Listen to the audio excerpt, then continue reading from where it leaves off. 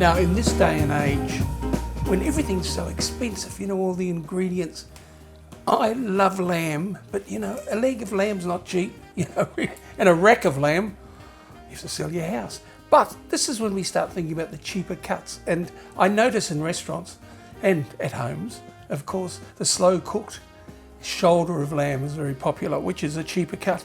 And what I'm doing here is not a shoulder of lamb. What I'm doing here is some shoulder chops, as you can see there. And I've just got enough to cover the base of this baking dish. And so there's 6 there, I think, if I remember rightly. And I'm not saying they're cheap, because even they're pretty bloody expensive, but they can serve quite a lot of people because we're going to add quite a few veggies. Now what I've got here is a couple of onions, which I've cut into fine wedges, and the same with some chat potatoes, that is. And what we will do then is add a few typical Greek flour. Did I tell you this is a Greek dish? This is Greek slow cooked lamb. Right, some olive oil, bit of white wine, not too much.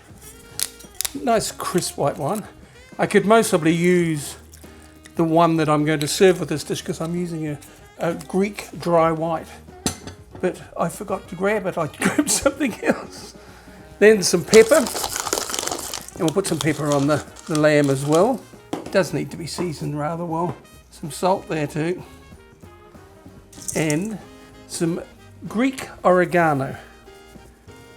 I'm not a great fan of dried herbs, I have to be honest, but the Greek oregano I like, and the Greeks use it all the time, so they know what they're doing because they cook wonderful food. And I reckon, and I've noticed a couple of Greek restaurants turning up, you know, really good ones turning up. I reckon Greek food is the next big thing. Some lemon juice as well, always lemon. The interesting thing, there's no garlic in this. Gee, a Greek dish without garlic. So a good amount of lemon, and then we will just put that on the top of the lamb and just spread it out. So of course that mix, which is the olive oil and the lemon and the bit of white wine, will permeate through to the lamb. And on top of that, some nice ripe tomatoes, and we'll just slice those, quite a few, because I want to do a nice layer of this. And I've taken the core out, as you can see, and then we will just put that on the top. And once again, some salt. And then cover it generously with our foil. And into the oven. Now I've got the oven on at 150 degrees, 1 hour, pull the top off, and then we'll continue. Now I have to be honest, I'm always honest, and say that the 150 degree was a bit slow. In fact, it was very bloody slow. So I turned it up to 180 just for the last half hour.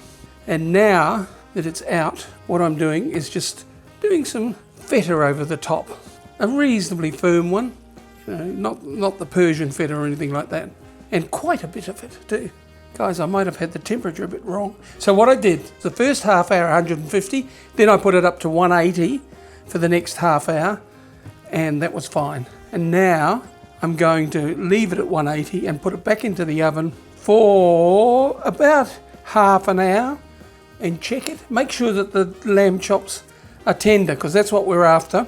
It's all very nice to have beautiful feta on the top, but if the lamb chops aren't tender, no one is going to be happy.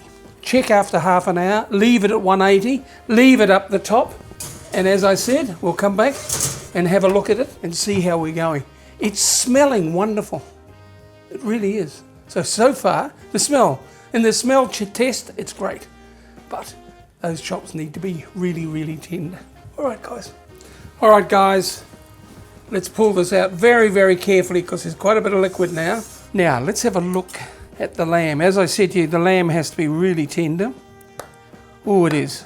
It is falling apart. Now we're talking. It's sort of like, now I know that you're going to sneer at me at home, but it's sort of like a Greek version of an Irish stew, isn't it? I used to love Irish stew. My mother used to make it all the time. She had Irish blood. She was a Macready, so she knew about Irish stew. Anyway, guys, that smells absolutely wonderful. Now, to go with this, A Greek white. My God, I'm not going to insult my Greek friends by attempting to pronounce that, but it has got white dot on it. So that's the brand, it's a white dot. A nice crisp Greek wine, and don't go for Retsina, please. You want something crisp and clean, which Mr. Prentice tells me exactly what this is. My Greek slow cooked lamb shoulder chops with a wine that I am not going to attempt to pronounce.